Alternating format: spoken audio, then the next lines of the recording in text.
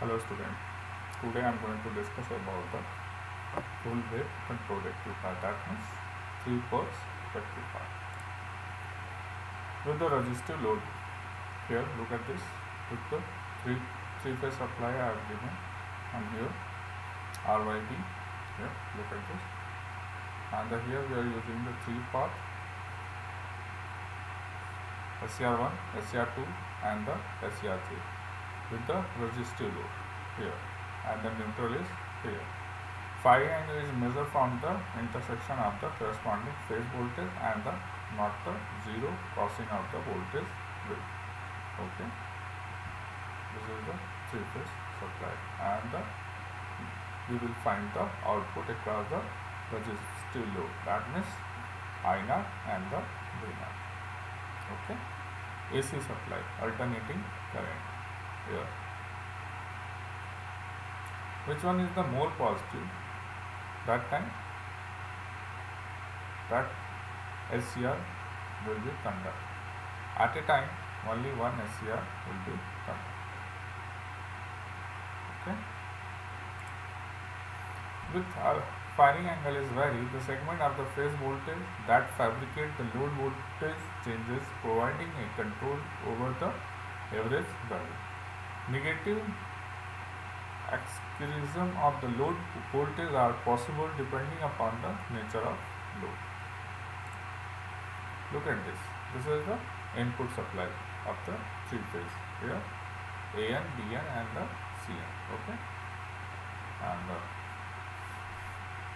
here this is the input. Okay. After the some firing angle, when angle is alpha equal to 30 degree, then alpha equal to 30 degree. Okay. Alpha is 15 degree. Here 30, 30, 150, 270, 390. Here look at this. After the here, look at this. After the some firing angle, it will be goes to up. Then here look at this. After the some firing angle, then goes up. After the some firing angle, goes up. Okay. When alpha equal to 0, here look at this. When alpha equal to 0, the same output will become like this. This one, okay. The voltage across the loop resistive load is same as it is. It will become AN, BN and the CN continuous. When alpha equal to 15 degree or less than the 30 degree, that time it comes like this. In the previous, the wave is moved from here to upward, but here going to some more down. Look at this one, this one. Reverse. Here IA, IB and the IC. Okay. Firing angle 30 degrees less than equal to alpha is less than equal to 150. When vary from the 30 to 150. And alpha is vary from 30 to 150. That means here as per the graph I have taken the 60 degree. When the firing angle is 60 degree. Look at this. Here, look at this one. BCN will become down across this one. Here to here. Total is 60 degree. Okay? 60 degree from here to here. Then it goes to up. Then down goes to up. Down goes to up. Okay. After the 60 degree from this one section. Look at this. This is the 60 degree. Here, look at this. Yeah. Clearly, output current and voltage both are the same because the resistive load have the voltage and current both are same voltage. Okay.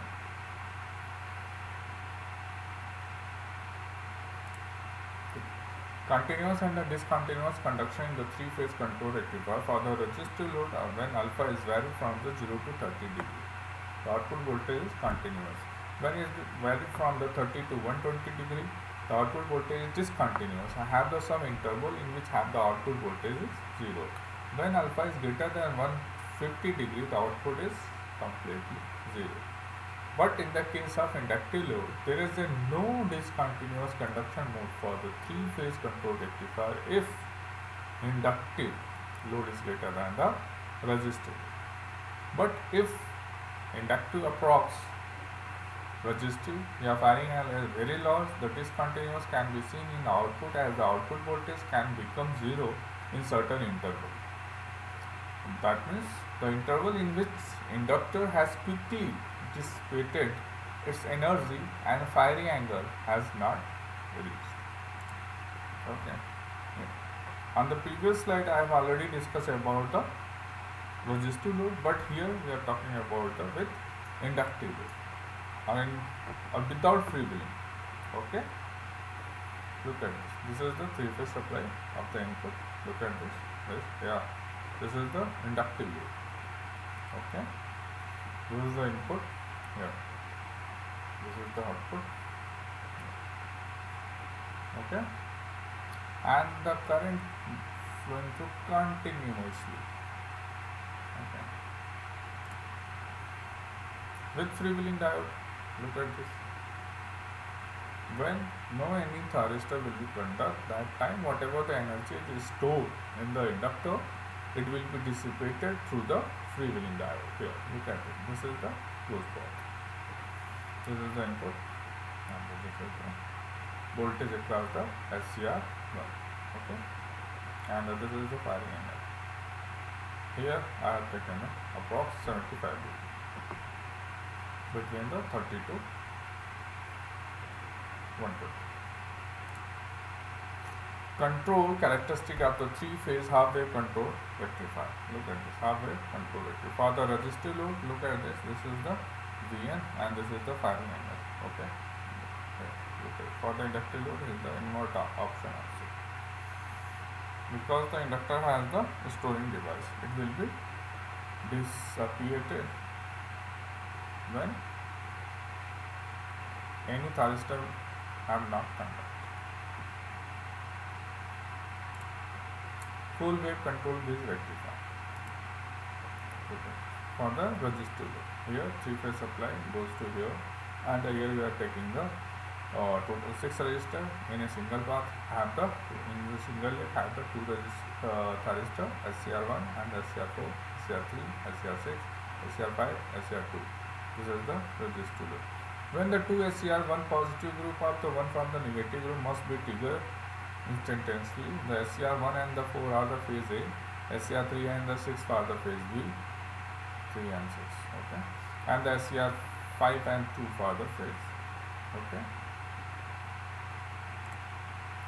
Firing sequence for the 6 pulse control beats rectifier. For example, 8.7 single pulse firing scheme. Look at this here.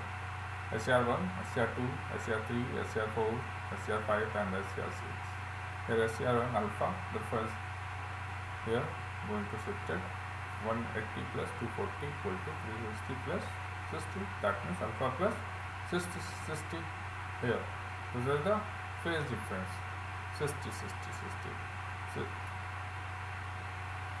Okay, alpha plus 60, alpha plus 120, alpha plus 180, alpha plus 240, alpha plus 300. Okay,